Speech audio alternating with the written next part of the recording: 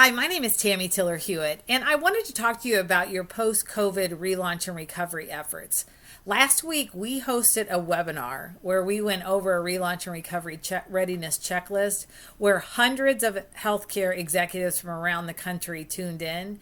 And since then, we've had thousands of people review the webinar.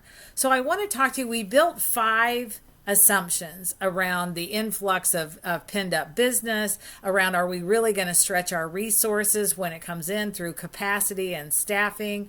We talked about acquisition and merger opportunities that are going to happen. We talked about how referral patterns are going to shift because we all are creatures of the path of least resistance. So the physicians who can get into the organizations the fastest, as well as patients and the referral staff, they're going to go with their path of least resistance. And last, the key importance to your outreach team and your outreach efforts as it relates to your recovery efforts.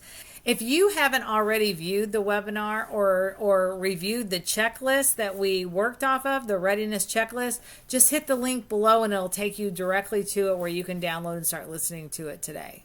Now, I know that there are organizations across the country are gearing up for the recovery efforts. And they have teams of people within their organization, brilliant people who are making decisions based on the information that's available for them today. What saddens me is when I hear that there are not always the outreach team that are sitting at the recovery table. Now, I believe that there's a lot of internal leaders that need to be part of that team, as well as physicians. What we find is many physicians are awesome, and you always want to have them on your team, but oftentimes they have an agenda. The agenda that supports their specialty area.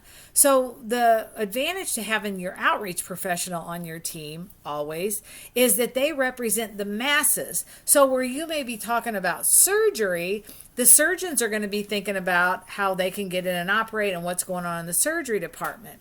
Liaisons or outreach professionals are also going to be thinking about the primary care docs that refer to that specialist. So what if that primary care doctor was just acquired by the competition, or the competition is talking to that primary care doc, or it's a lot easier to get into another competitor that the liaison has discovered through their conversations with that primary care. So the liaisons know the whole picture outside, while you know the whole picture from inside, and together you really create the entire story.